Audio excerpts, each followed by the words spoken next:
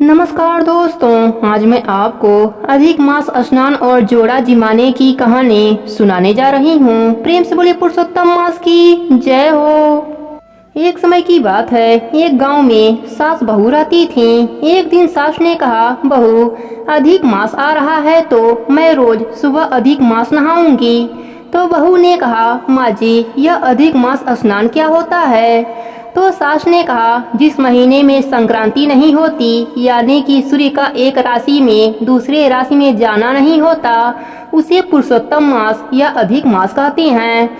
यह भगवान श्री कृष्ण का प्रिय मास होता है। इसमें सुबह सूर्य उदय से उठकर नारायण, तारायण और पारायण करना चाहिए।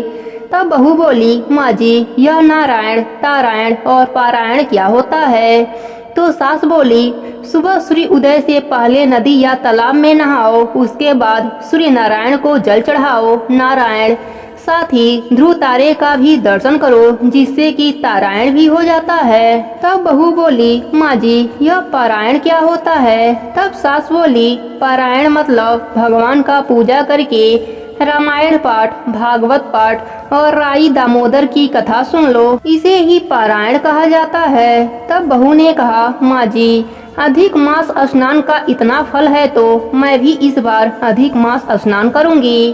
तब सास ने कहा, नहीं नहीं, तू भी स्नान करेगी तो घर का काम कौन करेगा? उसने कुछ भी सास के सामने नहीं कहा, पर मन में अपने ठान लिया कि मैं भी अधिक मास स्नान करूंगी। दूसरे दिन सास तो सुबह 4 बजे उठी और तालाब में स्नान करने चली गई। इधर बहू भी उठ गई। उसने सोचा, मटके के नीचे का हुंडा पानी से भरा हुआ है तो वह उसी से नहा लेगी, इसी को वह तालाब समझ लेगी। और उसके बाद उसने नारायण, तारायण भी कर लिया। उसके बाद जल्दी जल्दी घर का सारा काम भी कर लिया। उसने सोचा, कहीं सासू जी आ गईं तो लड़ेंगी और डांट लगाएंगी। ऐसा करते करते 3 से 4 दिन निकल गए। बहू साथ में सारा काम भी करती, पानी भी भरने जाती।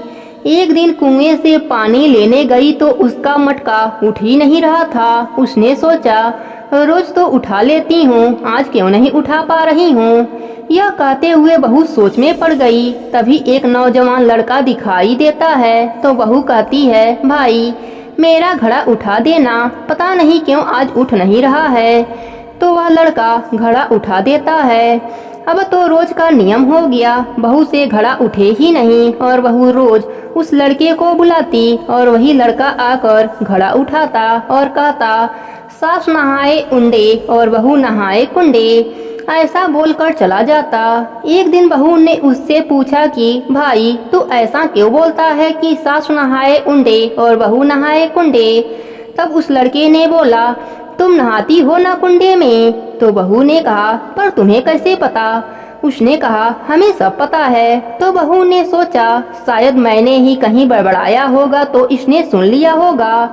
तो फिर बहू ने पूछा, अच्छा बताओ तुम्हारा नाम क्या है? उसने कहा, तुम मेरा नाम जानकर क्या करोगी? मैंने तुम्हारा काम कर दिया ना, यही बहुत है। तो ऐसा कहकर वह चला जाता है। बहू ऐसे ही 3 दिन तक उससे पूछती है कि यह बताओ तुम्हारा नाम क्या है? आखिर एक दिन उसने अपना नाम बता दिया, मेरा नाम दामोदर है। उधर अधिक मास पूरा होने को आया तो सास ने कहा, बहू सुबह कई तरह के व्यंजन पकवान बनाना, जोड़ा जिमाऊंगी। अब बहू सोचने लगी कि स्नान तो मैंने भी किया है, पर मैं किसे जिमाऊं? तो यही सोचते सोचते बहू पानी लेने गई तो दामोदर घड़ा उठाने के लिए आता है। तो बोलता है, बहन आज तुम उदास क्यों हो? तो बहू बोलती है, भाई मैं क्या करूं, स्नान तो मैंने भी किया, मेरी सासू माँ जोड़ा जिमाएगी, पर मैं किसे जिमाऊं? तब दामोदर बोलता है कि बहन तुम चिंता मत करो, मैं आ जाऊंगा तुम्हारे घर भोजन जिमने के लिए। तब बहू कहती है, पर मैं तुम्हें बुलाऊंगी कैसे? तब दामोदर बोले, तुम 2 थाल में भोजन लगाकर तुलसी वृंदावन के पास रख देना, गरुड़ घंटी बजा देना, मैं स्वयं आ जाऊंगा। बहू घर में जाती है, कई प्रकार के व्यंजन पकवान बनाती है। सासू माँ का जोड़ा जिमने के लिए आते हैं तो आगे आसन लगाकर भोजन जिमाती है और पीछे के दरवाजे से 2 थाल में भोजन लगाती है, आसन लगाती है। और तुलसी वृंदावन के बाहर 2 थाली में रखकर गरुड़ घंटी बजा देती है। तभी भगवान दामोदर रुक्मणी जी के साथ आते हैं और भोजन करने बैठ जाते हैं। बहू बहुत प्रसन्न मन से सामने बैठे सासू माँ के जोड़े को भोजन जिमाने लगी और इधर तुलसी वृंदावन में बैठे दामोदर और रुक्मणी जी को भोजन जिमाने लगी। अब इधर सासू माँ का जोड़ा भोजन जिम लिया तो सासू माँ ने उसे दक्षिणा देने लगी, वस्त्र देने लगी। बहू अपने मन में सोचने लगी कि मैं अपने जोड़े को दक्षिणा और वस्त्र कहाँ से दूं। भगवान दामोदर ने बहू के मन के बात को जान लिया और भगवान ने कहा, बहन तुम चिंता मत करो, हमारे हाथ में तुलसी का पत्र और मंजरी रख दो। तब बहू ने ऐसा ही किया, तुलसी पत्र और मंजरी रख दिया। जैसे ही दामोदर जी के हाथ में तुलसी गई, तुलसी पत्ता सिक्का बन गया और मंजरी वस्त्र बन गए। तब दामोदर भगवान ने साक्षात बहू को दर्शन दिया और बहू का घर हीरे मोती अन्य धन से भर दिया। इधर सासू माँ अपने जोड़े को विदा करके बहू को बुलाने आती है कि बहू चलो हम दोनों भी भोजन कर लेते हैं। सास बहू को देखा कि बहू सोने चांदी हीरे मोतियों से सजी हुई खड़ी है और जहाँ पर भोजन बना रही थी पूरा घर अन्य धन हीरे मोतियों से जगमगा रहा है। तब सासू माँ आश्चर्यचकित होकर देखने लगी।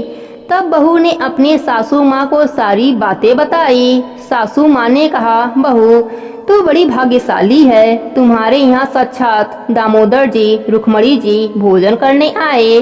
तो बहू ने कहा, सासू माँ यह सब आपके कारण संभव हुआ, यदि आप मुझे पुरुषोत्तम मास के महत्व को नहीं बताती तो मैं यह सब कैसे कर पाती। सास बहू का इस तरह से पुरुषोत्तम मास यानी कि अधिक मास स्नान और भोजन जिमाने का फल हुआ। हे दामोदर जी, हे पुरुषोत्तम भगवान, जैसे आपने बहू पर अपनी कृपा करी वैसे ही हम सब भक्तों पर भी अपनी कृपा दृष्टि बनाए रखना। प्रेम से बोले पुरुषोत्तम भगवान की जय हो, राई दामोदर की जय हो।